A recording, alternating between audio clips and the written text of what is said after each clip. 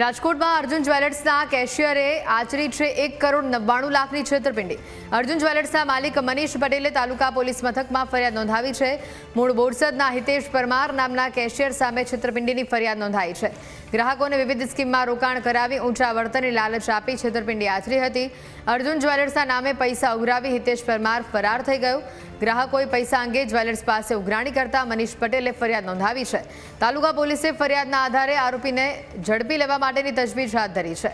વધુ વિગતો જાણીશું। સંવાદદાતા ઋષિ અમારી સાથે સીધા જોડાયા છે। ઋષિ, જે રીતની આખી આ ઘટના સામે આવી છે, જે રીતે આ ઘટનાનો અંજામ આપવામાં આવ્યો છે, વધુ અપડેટ પ્રાપ્ત થઈ રહી શકે છે? બજાર એટલે સમગ્ર વિશ્વમાં પ્રસિદ્ધ સોની બજાર છે, તેમાં પણ રાજકોટનું સોનું સમગ્ર વિશ્વમાં વખણાઈ રહ્યું છે। ત્યારે એક તરફ બંગાળી કારીગરો સોનું લઈને ફરાર થાય છે, તો બીજી તરફ જે હવે સાથી કર્મીઓ એટલે કે જે વિશ્વાસ જેને મું ઉપર મૂકતા હોય છે એ જ કર્મીઓ એટલે કે કેશિયર પણ અત્યારે સોનું લઈને અને રોકડા લઈને ફરાર થયો છે। વાત છે રાજકોટના અર્જુન જ્વેલર્સની। હું તમને આ મવડી વિસ્તારમાં આવેલ અર્જુન જ્વેલરના દ્રશ્ય બતાવી રહ્યો છું, જ્યાં અત્યારે તેનો કેશિયર હિતેશ પરમાર છે તે 1.99 કરોડની છેતરપિંડી કરીને ફરાર થઈ ગયો છે। મૂળ બોરસદનો છે હિતેશ, અને સમગ્ર ઘટનાક્રમની વાત કરવામાં આવે તો અર્જુન જ્વેલર્સમાં તે નોકરીએ લાગ્યો હતો। માલિકનો વિશ્વાસ તેને કેળવ્યો હતો અને એ વિશ્વાસ કેળવીને 1.99 કરોડની છેતરપિંડી આચરી તે ચાલ્યો ગયો છે।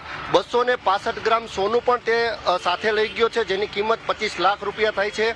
હિતેશની વાત કરવામાં આવે તો હિતેશે જે રીતે માલિકને આંટીમાં લીધા એટલે કે જે વિશ્વાસ કેળવીને છેતરપિંડી કરી, તેમાં તેને અર્જુન જ્વેલર્સના નામે ખોટા બનાવટી વાઉચરો બનાવ્યા, બિલ બનાવ્યા અને સાચે જ જે સાહેબ જે કસ્ટમર જે રાખવાના હતા તે કસ્ટમર પણ ડુપ્લિકેટ ઊભા કરી તેની સહી કરાવી અને રકમ પોતાના ખાતામાં જમા બતાવી, પરંતુ આ રકમ જમા ન કરી એટલે કે કસ્ટમર્સ પાસેથી પણ જે પૈસા આવેલા હતા તે રકમ લઈને પણ આ હિતેશ પરમાર નામનો આરોપી રફુચક્કર થઈ ગયો છે। હાલ તો અત્યારે તાલુકા પોલીસે ફરિયાદ નોંધીને વધુ તજવીજ હાથ ધરી છે। ત્યારે એક બાદ એક સોની વેપારીઓ બંગાળી કારીગર હોય કે પછી આવા વિશ્વાસુ કર્મી હોય તેનો ભોગ બની રહ્યા છે। જી બિલકુલ ઋષિ, હાલ પોલીસ દ્વારા કેવા પ્રકારની તપાસ કરવામાં આવી રહી છે? કોઈ શંકાસ્પદ વ્યક્તિ આમાં જણાઈ આવ્યું છે કે કેમ, અને આસપાસ કોઈ સીસીટીવી હતા કે કેમ?